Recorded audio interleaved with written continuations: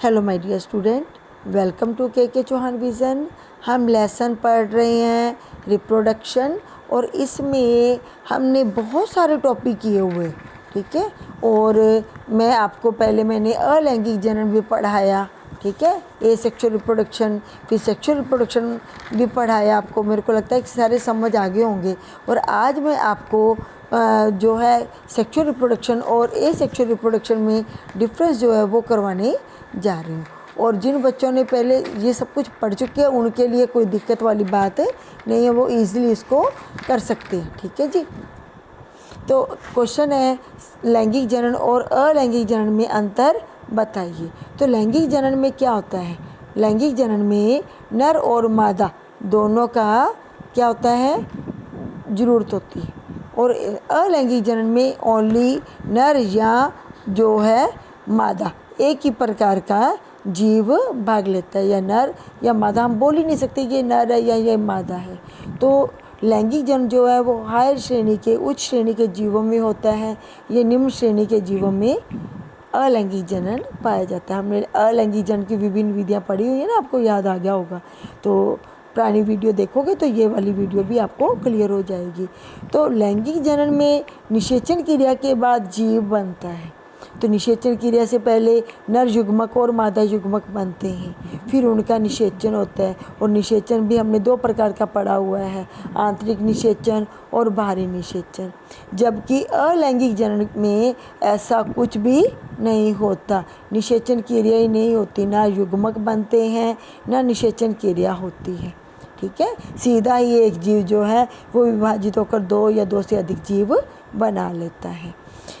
तो लैंगिक जनन जो है उसमें जनन के द्वारा उत्पन्न संतान में नए गुण आएंगे, क्योंकि कुछ गुण तो नर से आते हैं और कुछ गुण मादा से आते हैं। और फिर उन दोनों के मेल से, नर युग्मक और मादा युग्मक के मेल से जो युग्मनज बनता है, देखो यहाँ से नर युग्मक बनता है और मादा से मादा युग्मक बनती है। तो अब ये दोनों युग्मकों का मेल होता है, जिस क्रिया को हम निषेचन कहते हैं।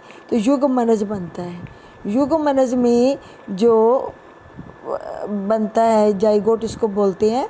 तो जाइगोट में जो दो केंद्रक आ गए, एक नर का एक मादा का। तो आधे गुण माँ से आए हुए हैं, आधे गुण पिता से आए हुए हैं, या नर से और मादा से बोल सकते हैं हम, ठीक है।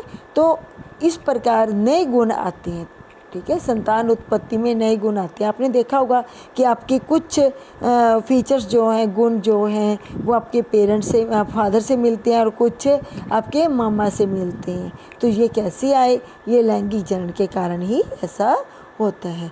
और अलैंगिक जनन में क्योंकि एक ही जीव है, जैसे ये अमीबा है, तो अमीबा ने ब्रेक करके दो अमीबा बना देता है। तो इसमें नए गुण नहीं आते, बिल्कुल जो पेरेंट अमीबा है उसके जैसे ही दो नए अमीबा बनेंगे।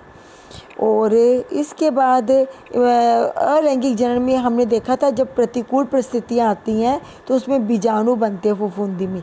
मैंने आपको ये वाली क्रिया कराई थी, फफूंदी में बीजाणुधानी बनाई थी, ठीक है। तो मोटी थिक वॉल बन जाती है और एक केंद्रक जो है वो बहुत सारे केंद्रक में डिवाइड हो जाता है, जिसको हम बीजाणु कहते हैं।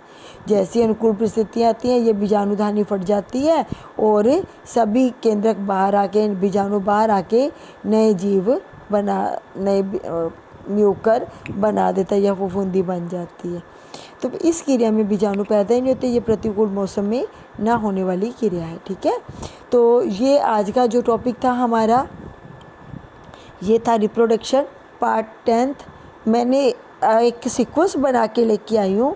अगर आप शुरू से इसको देख रहे हो वीडियो को, तो आपका जो नेक्स्ट क्वेश्चन आ रहा होता है तो उसको समझने की इतनी ज़्यादा मुश्किल नहीं रहती आपको। वो पुराने बेस से ही नया क्वेश्चन मैंने तैयार किया होता है, ठीक है। तो मेरे को लगता है कि आपको थोड़ा इजी लग रहा होगा इस टॉपिक को समझना। Thanks for watching this video.